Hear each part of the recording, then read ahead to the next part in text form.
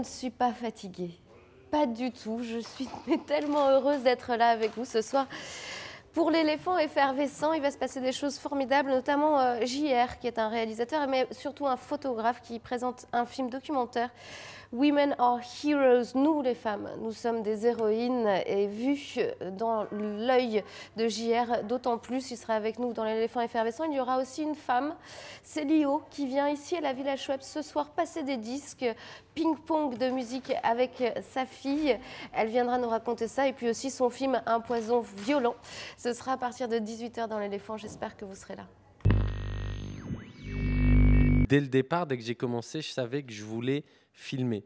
Parce que je me suis rendu compte d'un truc, c'est qu'en fait, les photos, elles voyagent. Donc, par exemple, la photo de la favela ou toutes ces photos, pendant 2 ans, on a fait le projet. Elles n'ont pas eu de problème à voyager à travers Internet, où les gens les ont vues à droite, à gauche dans les magazines, mais sans l'histoire qu'il y a derrière. Et pour moi, c'est plus important que la photo. Tous ces endroits, en fait, c'est des endroits que j'ai découverts ces 2 dernières années au travers d'événements médiatiques assez graves. Et ensuite, je suis parti à l'endroit même où s'est passé cet événement.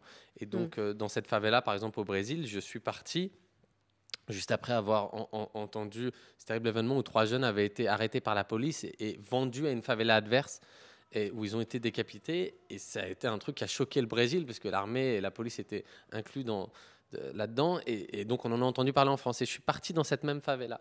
Et en parlant, en rencontrant une dame en bas de la favela, en lui disant j'aimerais beaucoup faire un projet ici, j'ai vu à la télévision ce qui s'est passé, et elle m'a dit écoute, c'est un peu compliqué de faire des projets ici, mais viens, je vais te montrer, je vais te présenter d'autres personnes. Et c'est comme ça que j'ai rencontré cette femme, c'est Rosiette, c'est un des caractères principaux du film, et c'est celle qui était venue à Paris pour le vernissage de l'expo.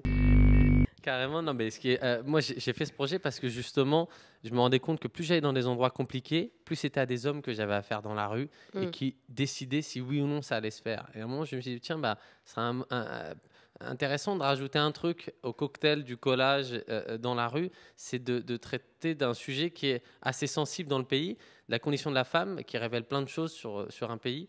Il y a l'Inde, le Cambodge, le Brésil et l'Afrique. En Afrique, on a fait 4 pays, Soudan, Sierra Leone, Libéria, Kenya, tous ces pays, on est reparti coller. Alors vous mixez quoi toutes les deux? Vas-y, Noubia, à toi. Un peu de tout quand même. Oui. On peut rester autant dans les années 80, mais côté underground, comme dans les années 70. Moi, je suis une grande fan de Patti Smith et du Velvet, donc on va revisiter un peu ce répertoire-là. Et après, sur des choses un peu plus récentes, mais ça reste quand même super éclectique. En fait, c'est l'idée, nous, ce qu'on a envie, c'est pas du tout d'en mettre plein la vue, genre regarder notre culture musicale, regarder ce qu'on a de vraiment incroyable à vous faire découvrir. Nous, ce qu'on a envie, c'est de ressentir, enfin, en tout cas moi, et je pense qu'elle, c'est pareil.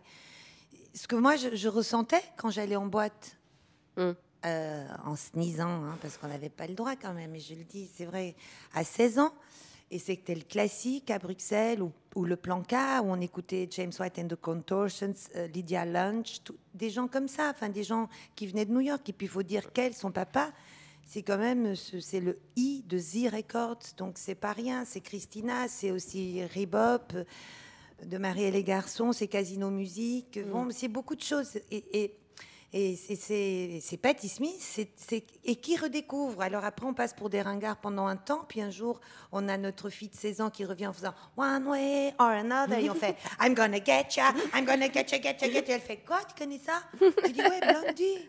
Et elle fait et là, on sent respect. On sent on regagne quelques galons. Et moi, en fait, je fais pareil quand elle me fait écouter Phoenix ou des choses comme ça, et je fais waouh, c'est super. Elle fait ouais maman, mais ça c'est moi, voilà. Et l'idée c'est quand même que les gens dansent. J'ai bien aimé moi, Grande Torino. Quel beau film. Demain on reçoit Michael Stevens qui a fait la BO notamment de Grande Torino. Clint Eastwood, cette personne formidable, il viendra avec un très bel homme qui est à la fois mannequin et aussi musicien, c'est Scott Barnhill. Il y aura aussi Jean-Pierre Daroussin qui vient, Marie, en bateau. Il ne vient pas en bateau, il a une voiture, il n'a pas osé. Il vient en voiture. Et puis, on verra Greg Boost. Greg Boost est une personne avec une crête bleue. C'est très naturel, c'est un très bel effet. Il est également DJ, organisateur de soirée. Il viendra nous raconter tout ça. C'est demain à partir de 18 h, c'est l'éléphant effervescent. Et c'est le moment où on fait Ouais.